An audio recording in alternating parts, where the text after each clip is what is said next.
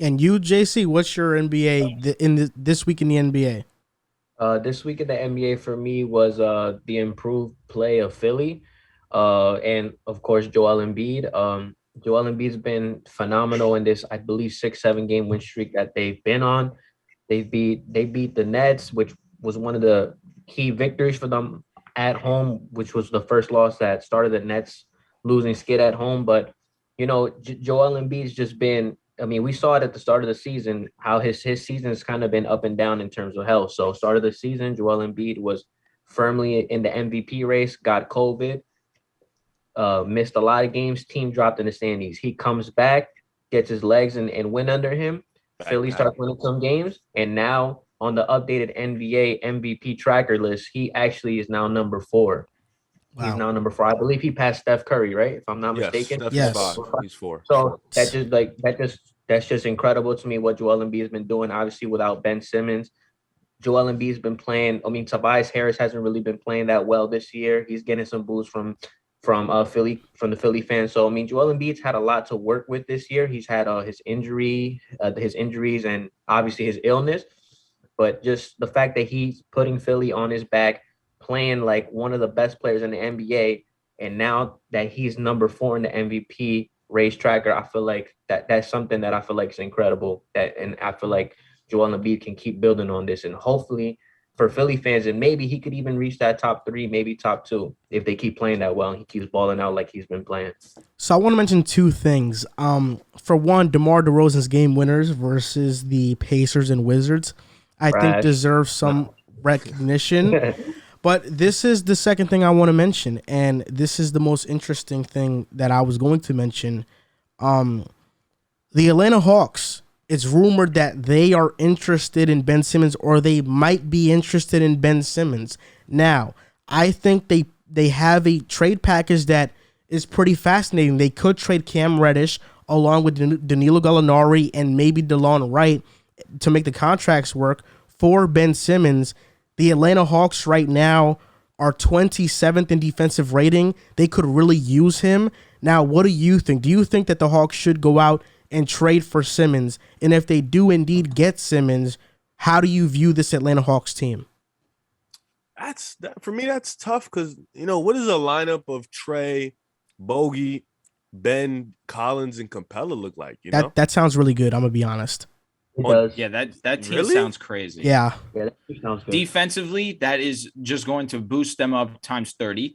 And in terms of playmaking, obviously you have Trey, who's one of the best playmakers in the game, but now you don't have to heavily rely on him for that part of his game. you didn't even mention this. What about a lineup of Trey, DeAndre Hunter, Simmons, DeAndre Collins, Hunter. and Capella?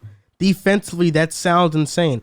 They could I probably guess make Capella expendable too, and Yeah, I maybe guess play I Collins guess at the for me, five, it's just it Ben really Simmons comes at the down to four. if Ben is going to be a change player offense. Like for me, I guess that's just the one worry for me. Is he going to be not even just a change player, but somebody who's just going to take shots? But this is the thing when he needs to take shots. this is the thing that I kind of have trouble with. I feel like because of Ben Simmons' playoff struggles and the mentality that he doesn't have, we undermine everything he does great. He's a great rebounder. He's a great facilitator. He's like top three in most created open three pointers in the last couple of years. Atlanta has shooters. Trey would benefit from a secondary playmaker, and I think he can play it. He can really benefit in a fast paced offense like this. I don't think Ben Simmons is a superstar, but he's definitely an all star, and adding an all star to this Atlanta Hawks team can definitely put them towards the top of the Eastern Conference. I think. I think this can Yeah, really but boost them up. Philly was different. Philly was different. Ben Simmons was a primary ball handler, and they had way more. They had guys who can space the floor. So Ben was the number one playmaker. Trey's gonna have the ball. Wait, would does Atlanta not have that though? Collins can space, Hunter, Bogey, Collins can Kevin, space. bro. What? Collins can Yes, he space. can. Collins can space, bro. Yes, he can. Capella can't. All right, yeah, you're Capella right. can't, He but can.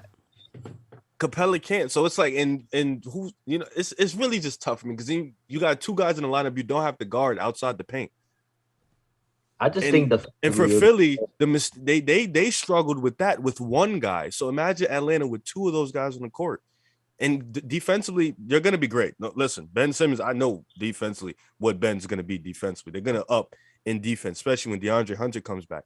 But offensively, what was the problem with Draymond? His whole problem was he wouldn't want to shoot, right? Like that was his whole mistake. He used to be able to shoot, then he wouldn't want to shoot. Now he's back to at least taking shots. I think if Ben just takes for me, it's just if he just takes the shot or just becomes a little bit more aggressive, I think all right, I'm more comfortable with this. But on offense, it's that's just another guy you don't really have to guard along with Capella. But even you talking about Ben Simmons taking shots, even with Simmons' lack of taking shots, he's going to average anywhere from 14 to 18 points per game every single night and give you elite defense. He is a top 3 defender in the NBA. To add on to what you were saying too, Riv, you're saying how he wouldn't be the primary ball handler, which is I agree with that. Obviously, Trae Young's going to have the ball in his hand more. That being said, he's going to have the ball in his hand the second most on that team. And it would borderline be an even split given the fact that Ben Simmons is as great of a facilitator as there is anyone in this league. And on top of that, like you said, if he decides to take that Draymond type role on his team where defensively he is the anchor to the squad, but on top of that, on offense now, he's pick and rolling with Trae Young, where that would be almost impossible to guard, where it would be similar to a Steph and Draymond, except obviously Steph is the greatest shooter of all time, and as great as Trae Young is, he's not Steph Curry. And Simmons isn't Draymond either. No, he isn't Draymond in the sense of defense where no. He is offensively really he's not close. Draymond either. Offensively because he can't shoot, I guess. But what has not Draymond even that? I honestly think Draymond's a better playmaker than Ben. He's smarter as well. Bro, I don't like that at all, given the fact that he literally just sits at the top of the post and hands the ball off to Steph Curry. He doesn't do that, bro. Wait. He doesn't do that. I'm not saying that's the only thing he does. I'm not saying, again, I'm not saying that's the only thing he does. The reason why... Let me finish my sentiments. Okay. Let me finish. That being said, I'm not saying that Draymond Green's only a handoff, but a good amount of his assists are basically, I'm setting the screen for Steph Curry. I'm getting Steph Curry open. Steph Curry's going to help me out. Ben Simmons, too. Not necessarily. Yes, he does it more. Steph Curry where he picks. No, he does not. Not in that sense. No, he does not. Draymond. The reason why the Draymond and Curry pick and roll duo is so deadly is because Curry's the best shooter ever. See, you're undermining Draymond. It's because Draymond is so smart at reading defenses and knowing how to read and react. Like Draymond is one of the best rolling bigs in the NBA. He's just amazing. I mean, I kind of agree with you, Drew. I'm on the side of Drew. I feel like any pass that Draymond Green can make, Ben Simmons can make the same exact. Literally. But I think I'm not saying all that, but like Draymond Green, like when he comes off the screen, he'll either go for the layup, center helps, lob to the big. You're right, but the thing, this is what I'm gonna say. This is what I'm gonna say. I think the Trae and Ben Simmons pick and roll is going to be deadly. And it's going to be similar to Curry and Draymond. You mentioned the reason why it won't be exactly similar is because Curry's the best shooter of all time. Well, I think Trae Young still demands the same amount of respect as Curry on those pick and roll situations. Maybe not as much, but teams are definitely playing up on Trae, bro. Let's stop the cap.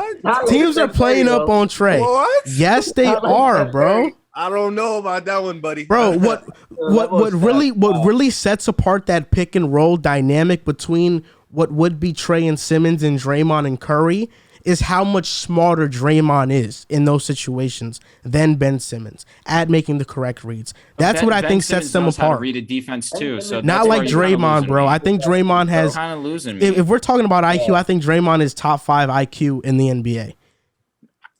And you know that the other day you're praising Ben the other day. Hand, now no. It's just Draymond to me is one of the more valuable players in the NBA. I think what he doesn't show up in the box score, but Quinn Snyder said it the other day. He said Draymond Green's an MVP candidate, and that sounds crazy. But even Draymond Green, because I was watching his show, the Draymond Green show, he was like, I think I am an MVP candidate. Because what I do, if you can't watch me and understand stats don't tell the whole picture, then you don't know what you're watching. And I agree. I think Draymond is an MVP candidate. if we're talking about top 15 most valuable players, Draymond Green is the top 15 most valuable player for his squad. All you have to do is look at last season and see what the Warriors were when Steph Curry was off the court and what they were when he was on the court. They didn't win a game. Draymond Green cannot carry a team. That doesn't matter to me. Does he elevate a team? He elevates a team tremendously. Nobody can elevate a team by themselves. He's not a floor raiser. He's a ceiling raiser, bro. Curry can do it by himself. That's what separates the two. And wait, why can Curry's he? The MVP and Draymond's not. Can Curry? He hasn't made the playoffs by himself. Because they added stupid playing. How many times have you guys told me that last year when Steph Curry played, he would have had them as the I'm with you, Drew. Wait, hold on. Drew. I'm actually this is actually an interesting conversation because you're talking about carrying a team. So what I understand what I'm guessing you're talking about is taking a team to the playoff. Well, Curry is the MVP of the Warriors. I understand that. But we're talking about value. Draymond Green elevates a team tremendously. You know how much he elevates a team? Anthony Davis for you is the second best player on the Lakers. I guarantee if you switch AD spot with Draymond Green spot, you're still championship contenders. That's how important Draymond is, and that's how much he elevates a roster. That's a fact. Why are you making that face, Riff? Draymond. Where's AD? Wait, where's AD going? I don't know, but he'll go somewhere. You put an AD on the Warriors. You put an AD on the Warriors, and we're getting Draymond. The Warriors are going to be even better than they already are. I don't know. I'll probably pick the Lakers. Draymond is that elite. You're adding 25 points. Draymond per game is that elite. You put Steph with AD. AD soft. AD is soft. AD is soft. Draymond's going to cook him. Steph and AD in a pick and roll, bro. Stop. Come on, stop. Listen. And now you're saying AD soft, man. I'm tired of the flip. Listen. I'm gonna say. Wait, hold up. Let me say this. Draymond Green. Sure, he might not be able to elevate a team into playoff contention, but neither. He can. He can't at all. Okay, he can't. You're right, JC. But you want to know what's the thing? Because his numbers aren't 20 points per game or 15 or 18 and the team is losing, we lose sight of his value. Just 2 years ago, Bradley Beal averaged 30 and couldn't take the Wizards to the playoffs because their roster sucked. So even if a player is averaging 30, we see that if the roster isn't good, he can't take the team to the playoffs. Newsflash, the Warriors roster sucked 2 years ago when Draymond was by himself. To go against your point. To be fair, hold on, Drew. I just want to say this real quick. To be fair, I'm a little bit here with Joel. We got to stop acting like 14-7-7 is any different from 8-8-8. Like, I understand Ben Simmons. I get it, Drew. You think Ben Simmons is an otherworldly player. Well, we need to stop acting like that's a big gap. It's really not. Like 8-8-8, 14-7-7. Honestly, it's 6'10". It's the athleticism. It's the length. I don't care about that when Draymond is better than bro. You think Ben Simmons is better than Draymond? But it's like all that is cool. But we have to forget Ben Simmons was the number one pick in the draft. We just said it with DeAndre Ayton. Ben Simmons was the number one pick in the NBA draft. His points per game has dropped every single year since he's got here, including the playoffs. It went from 16 to 12 to 10 points. 10 points. He averaged 10 points in a playoff. Draymond scored 30 in game 7, bro. Come on, like we have to stop. Has he touched 30 points since that game? Well, he's shown that when he needs touch 30 in a playoff game. Draymond has shown he gave Rudy Gobert 40. In a playoff game. I said in a playoff Draymond game. All right, difference. I was about to say. Bro, Draymond has shown that when the chips matter, and also look at this. Draymond has shown when the chips matter the most, he elevates his performance. Look at Draymond's playoff numbers. Look at his numbers versus the Portland Trailblazers when KD was out in the Western Conference Finals in 2019. He averaged 16, 10, and 10, bro. This dude was on a different level. And look at last season when Draymond Green had a chance to win the game against the Grizzlies, and bro had a stroke at the hoop. Well, what do you want that's me to all say? Cool. That's all good. That's all good. He's a 3-time champion, and he's the heart and soul of the Golden State Warriors. Right, he's the heart and soul of a dynasty, bro. What are we talking? You think Ben Simmons is better than Draymond? Listen, I'm telling you right now, you take Draymond Green out and you have KD, Clay, and Steph, they're still winning a championship. No, they don't get past Houston. They don't get past Houston, bro. Without Draymond, they don't get past Houston. No. Hold on, Joel, because Ben Simmons is not on Philly right now, and they're still winning games. Yeah, but their defensive rating is atrocious. But they're still winning games, though. They're winning games, sure. Wait, a lot of that, their guys have been in and out of lineups. That's a lot of that. They're still winning games. And their offense has been better than ever without Mr. Playmaker. They went from second best Tyrese defense. Maxey has been better for Philly than Ben Simmons ever was. That's wildly incorrect. That being said, last season they had the second best defensive rating. Now they're bottom 20. And they blew it and they choked. So with all that defensive rating, I understand what you're saying. I'm just saying we're talking about impact and influence of a game. Impact what? Ben got cooked. All that impact meant what? He got toasted in the second round. By a top 3 point guard in the league. Oh my God. You're supposed to be, you told me this guy is locked down. He 6'10", is. I mean, lengthy, athletic. This is what he is, right? 6'10", lengthy, athletic. Look at this, Riv. Look at this. I'm gonna read you guys some numbers. See, no, this is what's funny to me. Joel was just praising Ben Simmons. It gets overlooked, all this, that, and the other, and now bro is back because he's not Draymond. He's not Draymond. All right, go ahead. Read your numbers. Look at this. In 2014-15, Draymond Green, when the Golden State Warriors won their first championship. 2014 and 15, like, bro, we're talking about 6-7 years ago. Hold up. Let me. Can I read playoff numbers in 2020? Bro, I'm reading all. I'm gonna read all of them. Okay, let me just finish. All right, I apologize. So in 14-15, he averaged 14, 10, and 5 with 2 steals and a block.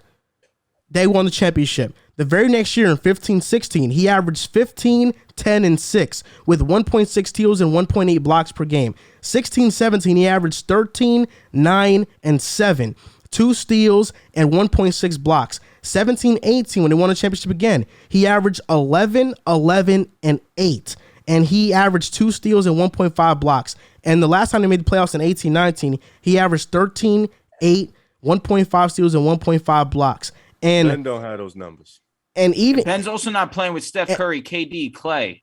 You're telling me Ben Simmons would do better in that role than Draymond? And getting 11 assists a game? Yes, Ben Simmons could do that. He played but he played with Jimmy Butler, Tobias Harris, and Embiid. He didn't not play. He played with good players. It's not like he played with scrubs now. Let's not do that. I understand. And they went to Game 7 against Toronto and would have won that series if not for the luckiest shot in NBA history. Or if maybe Mr. 6'10" lanky can freaking guard somebody. Like he was getting absolutely talking about. Kawhi was putting him in a blender sauce. And bro, they barely won. Bro, there were 2 years in the playoffs where Draymond shot 36 and 41% from 3 on like 3+ attempts. Like, come on, bro. Draymond, he elevates his game. How long ago was that? That was like 4 years ago. But bro, Joel, he elevates his game. Ben Simmons is not Draymond, bro. Again, you're talking about it with Draymond playing with KD, Clay, and Steph. It's very easy. What do you mean? They won a championship without KD. These numbers. We're talking about 2015 when LeBron was playing legitimately by himself. Bro, but you act like those guys that make him play defense. He is what did Draymond Green do to try and stop LeBron? Right, we gave Andre Iguodala all this credit and praise. What would Ben Simmons do? No one was doing anything against LeBron. It's that simple. Bro, Draymond is Ed Reed. That's what he is. Draymond is a free safety on defense. He's a great on-ball player as well, but he's really a great safety on defense. He is the anchor. He's the quarterback on defense. So then he should have been the MVP of the finals. Oh my God, this guy. You know. This is what I'm gonna tell you. This is what I'm gonna tell you right now. This last thing I'm gonna say. This guy's a joke. Draymond Green, his value gets so overlooked, and I don't think Ben Simmons is even close to his level, bro. I really don't think so. And you talk about all-time grand scheme of things, you talk about KD, and yeah, that's why they won and stuff. Okay, fine. I'll let you have that point. When they went to back-to-back championships with Klay Thompson, Steph, and Harrison Barnes and that crew with Iguodala as well, there was an argument to be made that Draymond was more important than Klay, bro. Let's not act like that's not a real thing. We're going on 6 years ago. But he proved it. When has Ben ever did anything? He hasn't done anything. Last year in the playoffs, Ben Simmons averaged 10 points. You're going off last season, which is one of the worst playoff performances we've seen by a star in our league. Well, he choked before that too. It's not the first time he choked. Not really choked. And again, you mentioned that Toronto series. Again, they were in a Game 7 and they were 1, 2, 3 unfortunate. What about when Kyrie and Hayward were out? What about when he lost to Rozier and Jaylen Brown and a rookie Tatum? Boston, he got outplayed really bad that series. What about that? That Boston team was actually good. They left him open, bro. They left him open.